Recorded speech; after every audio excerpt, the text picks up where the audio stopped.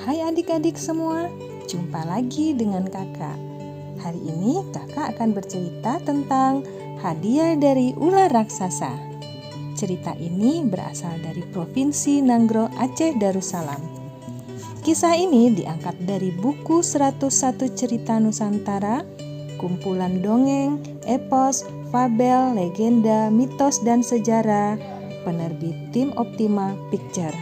Dengarkan baik-baik ceritanya ya.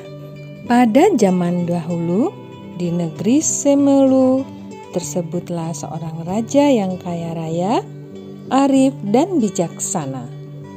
Sayangnya, ia tidak memiliki seorang putra mahkota.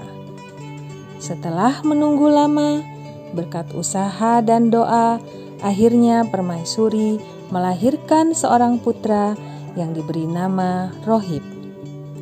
Raja dan Permaisuri sangat sayang dan memanjakan anaknya. Rohib pun tumbuh besar, ia lalu dikirim ke kota untuk menuntut ilmu. Sayangnya, Rohib tak menyelesaikan sekolahnya. Raja menjadi sangat marah. Rohib diusir dan diberi modal untuk berdagang. Di tengah perjalanannya, Rohib melihat banyak orang yang menganiaya binatang. Rohib tidak tega melihatnya.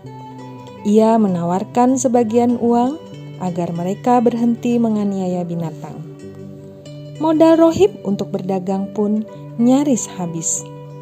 Ia berhenti di tengah hutan dan menangis meratapi nasibnya. Tiba-tiba datang seekor ular besar mendekatinya. Rohib sangat ketakutan, tetapi ular itu berkata, "Rohib, jangan takut anakku, aku takkan memangsamu. Sesungguhnya aku hendak memberimu hadiah, karena kamu telah melindungi binatang yang ada di hutan ini dari aniaya manusia." Jelas si ular pada Rohib. Sambil mengeluarkan sesuatu dari mulutnya, ular memberi Rohib sebuah benda yang disebut mentiko bertuah. Mentiko bertuah yaitu benda yang dapat mengabulkan semua permintaan. Rohib pun memberanikan diri pulang ke istana. Agar tidak hilang, Rohib pergi ke tukang emas untuk menempa mentiko bertuah menjadi cincin.